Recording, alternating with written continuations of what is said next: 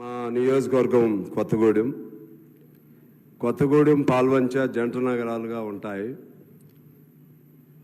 రాష్ట్రంలో తెలంగాణ రాష్ట్రంలో హైదరాబాద్ తర్వాత వరంగల్ తర్వాత మా నియోజకవర్గమే పారిశ్రామికంగా ఒక విధంగా చూస్తే సెకండ్ ప్లేస్లో ఉంటుంది. కానీ దురదృష్టవశాత్తు మన పాలకుల అశ్రద్ధో నిర్లక్ష్యము, ఈ జీవోలు సరిగా చదవకపోవటము, ఏ కారణమైనా కానీ గత 20 సంవత్సరాల నుంచి పాల్వంచలో ఎన్నికలు జరగట్లేదు సార్. దానికి సంబంధించి 1950 ప్రెసిడెన్షియల్ ఆర్డర్ ప్రకారంగా మీ దృష్టికి తీసుకురావాలనుకున్నాను. అది మీ ద్వారా గవర్నమెంట్ గమనంలో తీసుకుని ఆ విధంగా దాన్ని అర్జెంటుగా అక్కడ ఎన్నికలు జరపాలి. ఎన్నికలు జరపడం కొరకు మేము మా తుమ్మల గారు, మా జిల్లా మంత్రివర్యులు వారి ఇంకా బట్టి గారు, శ్రీనివాసరెడ్డి గారు వారి సహకారంతో ముఖ్యమంత్రి గారిని కోరాం, మాకు కార్పొరేషన్ ఏర్పాటు చేయండి జంట నగరాలని చెప్పి.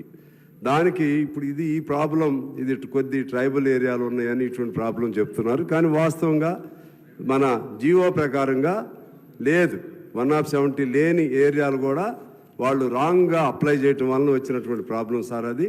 అందువలన మీ దృష్టికి తీసుకొస్తున్నాను.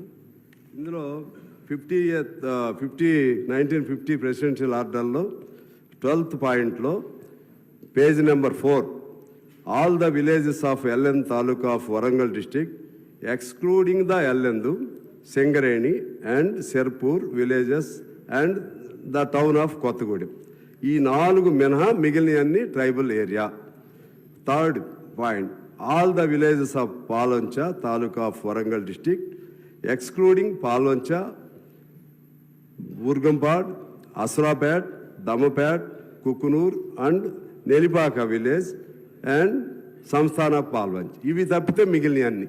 అంటే ఇవన్నీ ఇప్పటివరకు ఎట్లా చూస్తున్నారంటే సార్, జీవోలోనేమో లేదని వచ్చింది. 50th presidential order, that is the prime to all the tribal areas, that GO is applicable to everywhere, but whereas it is not being followed scrupulously.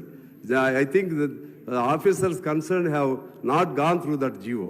That's why I request you just to advise the government to consider this GO, and accordingly మీ ద్వారా నేను కోరేది ఏంటంటే, మనం గౌరవ ముఖ్యమంత్రి గారు ఈ శాఖ చూస్తున్నారు కాబట్టి మాకు వారు హామీ ఇచ్చారు కూడా, దీన్ని చూసి మాకు మున్సిపల్ కార్పొరేషన్